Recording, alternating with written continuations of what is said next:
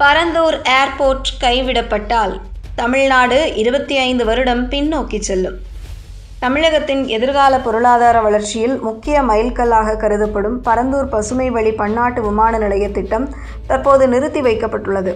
இத்திட்டம் முழுமையாக கைவிடப்பட்டால் தமிழகம் 50,000 கோடி ரூபாய் முதல் 1,00,000 கோடி ரூபாய்க்கும் அதிகமான பொருளாதார இழப்பை சந்திக்கும் என்று பொருளாதார நிபுணர்கள் கடும் எச்சரிக்கை விடுத்துள்ளனர். மேலும் இந்த முடிவு தமிழ்நாட்டை பொருளாதார ரீதியாக 30 ஆண்டுகள் பின்னோக்கி தள்ளிவிடும் என அவர்கள் கூறுகின்றனர். காஞ்சிபுரம் மாவட்டத்தில் உள்ள பரந்தூரில் முன்மொழியப்பட்ட இந்த விமான நிலைய திட்டம் சென்னை மீனம்பாக்கம் விமான நிலையத்தின் அதிகப்படியான நெரிசலை தீர்க்கும் முக்கிய திட்டமாக வடிவமைக்கப்பட்டது.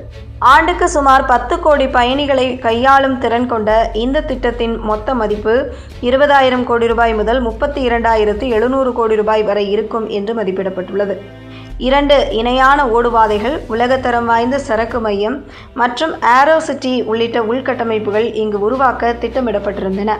இத்திட்டத்துடன் இணைக்கப்பட்டுள்ள பல்வேறு துணை திட்டங்கள் தமிழகத்தின் வளர்ச்சியை பெருமளவில் ஊக்குவிக்கும் வகையில் அமைந்துள்ளன.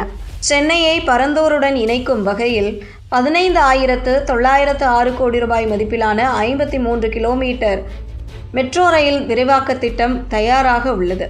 பூந்தமல்லி, ஸ்ரீபெரும்புதூர், சுங்குவாச்சத்திரம், பரந்தூர் உள்ளிட்ட பகுதிகளில் 20 மெட்ரோ நிலையங்கள் அமையவிருந்தன. இதற்கான ஆரம்பகட்ட நிதியாக ஏற்கனவே 2,126 கோடி ரூபாய் ஒதுக்கப்பட்டுள்ளது. மேலும் சென்னை பெங்களூர் அதிவேக நெடுஞ்சாலையுடன் பரந்தூர் இணைக்கப்படும் திட்டமும் உள்ளது.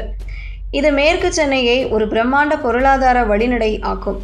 லாஜிஸ்டிக் பூங்காக்கள், சர்வதேச தர விடுதிகள், வணிக வளாகங்கள் மற்றும் புதிய தொழிற்சாலைகள் உருவாக்கம் இதன் மூலம் சாத்தியமாகும். இந்த திட்டம் கைவிடப்பட்டால் ஏற்படும் பாதிப்புகள் பலதரப்பட்டவை.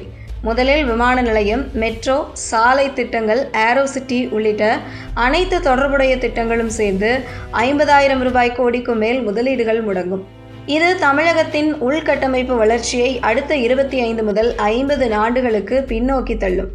இரண்டாவதாக, ஸ்ரீபெரும்புதூர், பரந்தூர் பகுதியில் லட்சக்கணக்கான நேரடி மற்றும் மறைமுக வேலை வாய்ப்புகள் உருவாகும் வாய்ப்பு பறிபோகும்.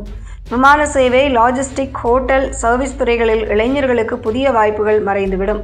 மூன்றாவதாக, பன்னாட்டு நிறுவனங்கள் ஏற்கனவே பெங்களூர், ஹைதராபாத், புனே போன்ற நகரங்களை நோக்கி நகரத் தொடங்கியுள்ளன. பரந்தூர் திட்டம் கைவிடப்பட்டால் இந்த போக்கு தீவிரமடையும்.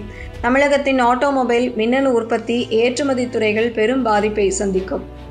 நான்காவதாக, சரக்கு போக்குவரத்து நெருக்கடி அதிகரிக்கும்.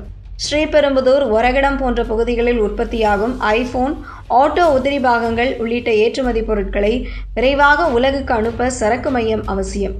இது இல்லையெனில் அண்டை மாநிலங்கள் பலனடையும். தமிழக வெற்றிக் கழகம் தலைவர் விஜய் தலைமையிலான தற்போதைய அரசு விவசாயிகளின் நில உரிமை மற்றும் வாழ்வாதாரத்தை பாதுகாக்கும். அதே வேளையில் இத்திட்டத்தை முன்னெடுக்க சமரச தீர்வுகளை கண்டுபிடிக்க வேண்டும். உரிய இழப்பீடு, மாற்று வாழ்வாதார வாய்ப்புகள், சுற்றுச்சூழல் பாதுகாப்பு ஆகியவற்றில் உள்ளூர் மக்களின் கவலைகளை தீர்த்து திட்டத்தை நிறைவேற்றுவதே நீண்டகால நலன் என்று வல்லுநர்கள் வலியுறுத்துகின்றனர்.